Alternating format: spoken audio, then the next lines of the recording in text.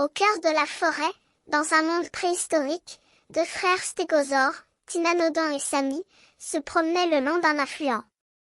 Il était un jour chaud et ensoleillé, et les deux amis cherchaient à se rafraîchir.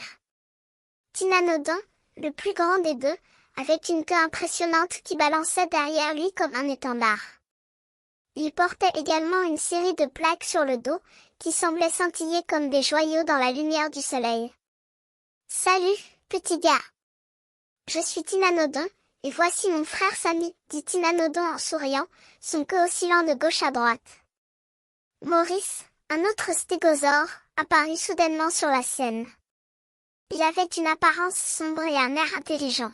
« Bonjour, salut Samy et Tynanodon. Je suis Maurice, et je suis ravi de vous rencontrer, dit-il avec élan. Tynanodon se redressa, impressionné par la présence de Maurice.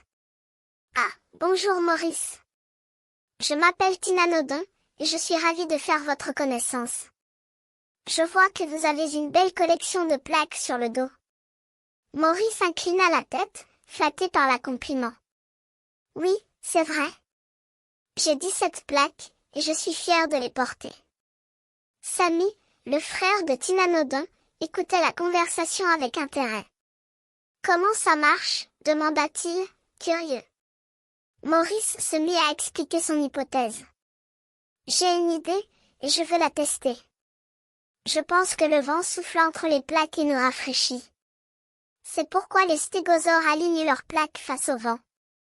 Tynanodon écouta attentivement les propos de Maurice et se mit à réfléchir. Puis, il se tourna vers Samy.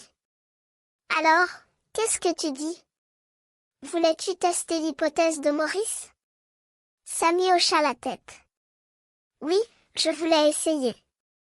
Je vais me tourner face au vent et voir si j'ai moins chaud.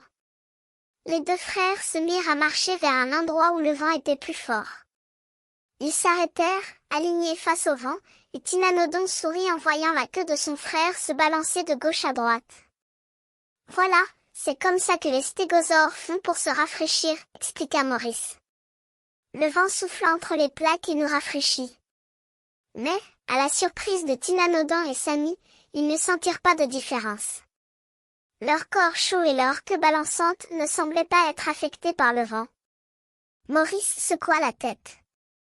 Je suis désolé, ami. Je pense que nos plaques ne fonctionnent pas comme les leurs. Nous devons rester à l'ombre et utiliser des ventailles pour nous rafraîchir.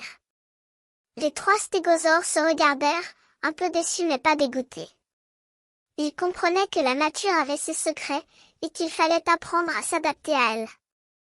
Et ainsi, les trois amis continuèrent leur promenade, dans la chaleur du jour, mais avec une nouvelle compréhension de la façon dont les stégosaures s'adapteraient à leur environnement.